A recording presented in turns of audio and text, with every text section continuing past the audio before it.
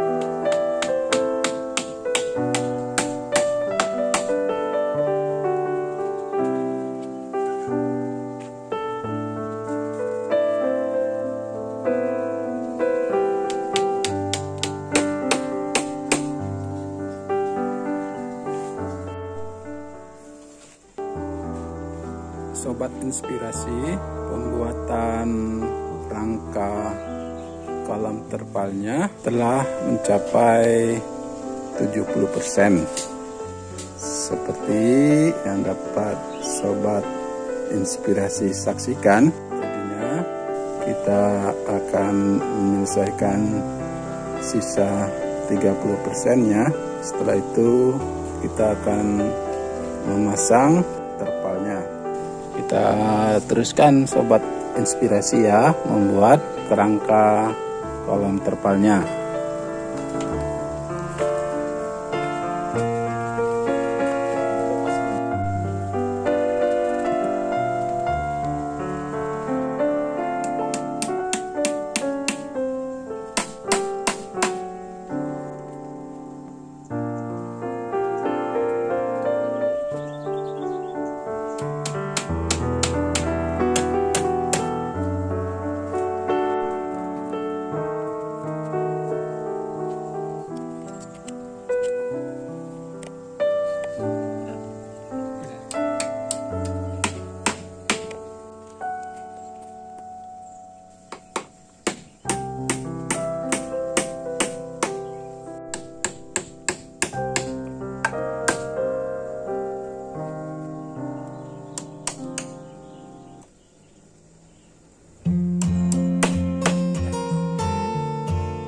Sobat inspirasi, selanjutnya kita terlebih dahulu membuat saluran pembuangan air kolam, di mana dalam hal ini kita menggunakan pipa 1,5 yang terhubung dengan PPL.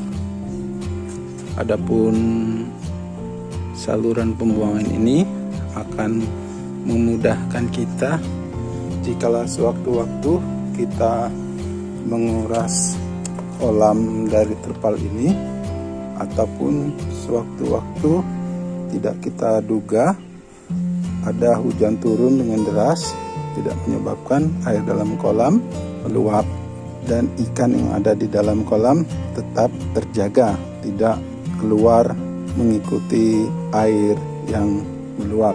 Agar terlihat kokoh, sobat, ini sebelumnya akan kita lakukan penyemanan.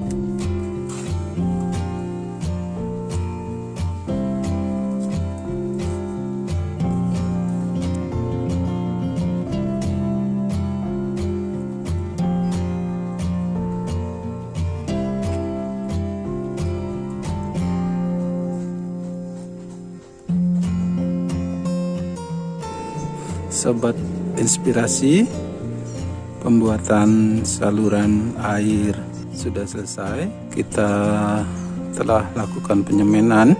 Setelah nanti semennya cukup kering, bagian atas tanah ini akan kita tutup dengan karpet, sobat ya. Kita tunggu dulu hingga semennya mengering.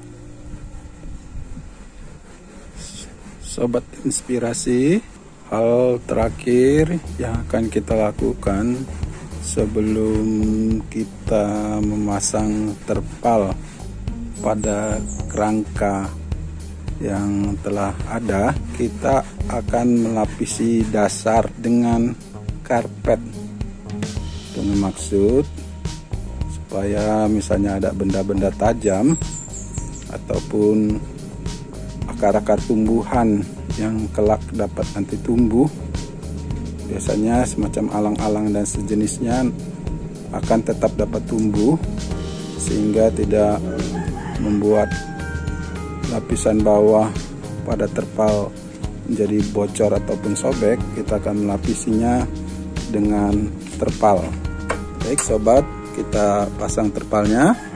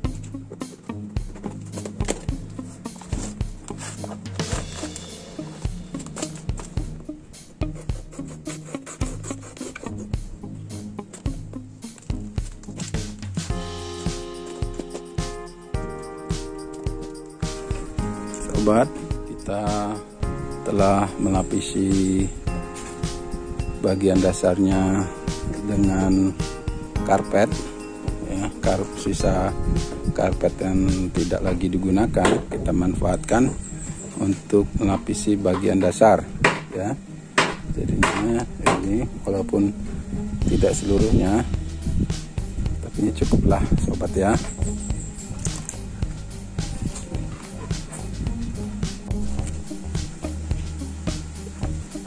Inilah sobat inspirasi rangka kolam terpal yang udah jadi kita buat selama 2 hari pengerjaannya. Rangka ini terbuat dari sisa-sisa material bambu, karpet, dan juga di sini kita menambahkan sisa papan ya. Jadinya ini papan ya, kita manfaatkan 2 bilah papan. Terakhir kita akan melakukan pemasangan terpal, tapi kita tunggu kondisi semen yang tadi telah kita lakukan penyemanan terhadap saluran pembuangan. Kita tunggu hingga mengering, jadinya baru sekitar hampir 1 jam. Kita tunggu setengah jam lagi lah agar benar-benar kering. Sementara itu kita akan mengkondisikan terpal yang akan kita gunakan sehingga mudah untuk dilakukan pemasangan. Sobat inspirasi, saat ini kita tengah mengukur, mengkondisikan. Kita akan melipat terpal ini terlebih dahulu sehingga mudah untuk dipasang ke kolam yang telah tersedia. Jadinya kita akan melipat sisi kanan, kiri, sisi atas, bawah sesuai dengan ukuran kolam yang akan digunakan.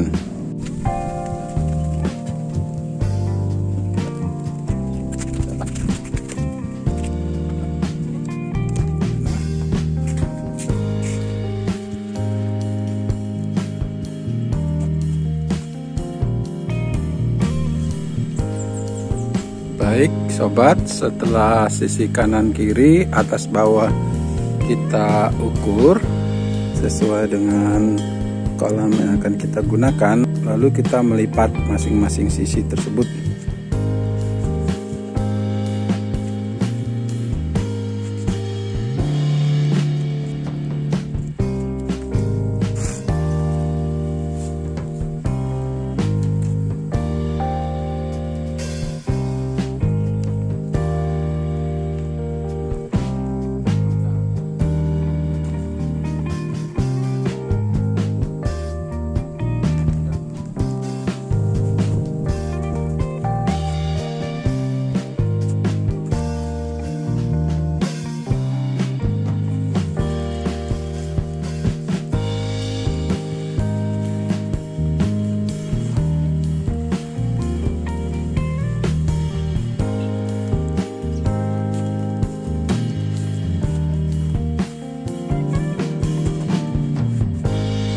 Inilah kondisi terakhir hasil lipatan terpal kita yang sebelumnya kita telah lipat sisi kanan, sisi kiri, bagian atas, bagian bawah.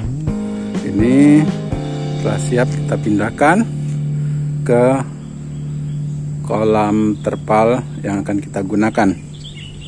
Baik, kita pindahkan.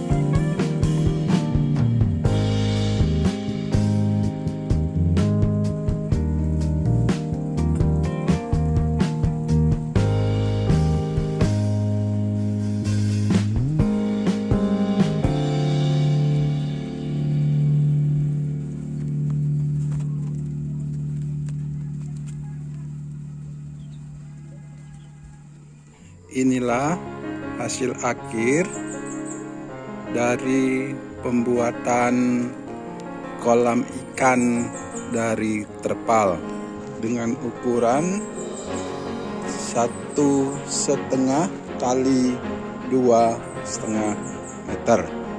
Itu kalau kita perhatikan di pojok sebelah kanan itu ada semacam lubang, itu nanti untuk saluran pembuangan. Tinggal kita pasangkan pipa seperti ini.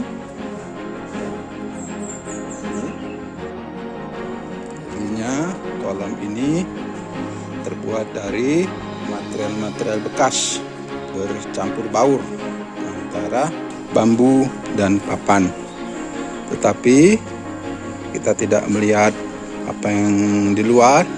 Yang penting kita harapkan kolam ini berguna jikalau kolam ini tidak bocor, ya, terisi air dan tidak mengalami bocor, baru bisa digunakan. Baik, kita akan mengisi kolam terpal ini dengan air.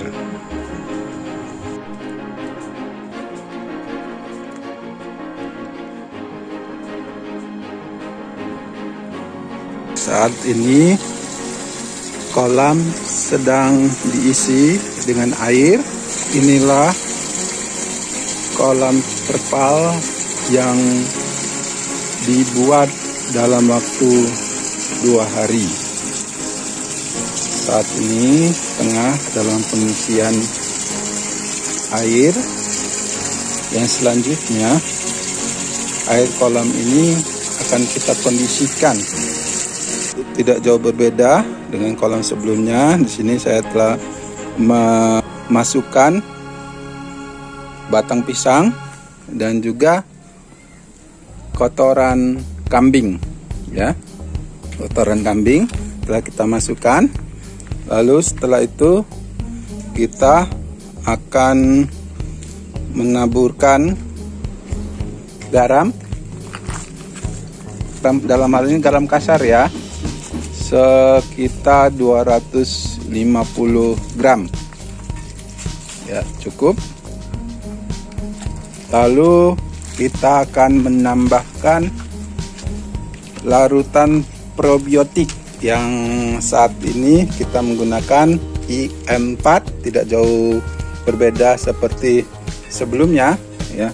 Larutan IM4 ini sebelumnya kita masukkan ke larutan gula merah. Diharapkan inilah nutrisi bagi mikroorganisme yang ada di dalam larutan IM4 ini, karena sifatnya masih inaktif. Dengan harapan dengan ada gula merah ini kita tambahkan, dia akan menjadi aktif. Kita tambahkan secukupnya.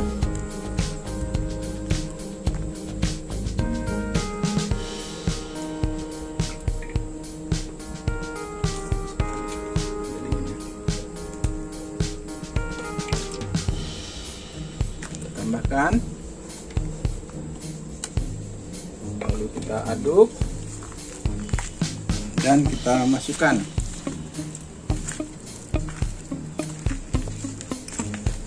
Dengan harapan setelah dibiarkan selama lebih kurang 1 minggu terjadi proses fermentasi dan mikroorganisme yang ada di baik itu di larutan probiotik ataupun yang ada di kotoran hewan, dalam hal ini kambing ataupun batang pisang, itu akan timbul mikroorganisme tersebut. Itulah kelak yang akan menjadi makanan ikan. Jadi kita masukkan.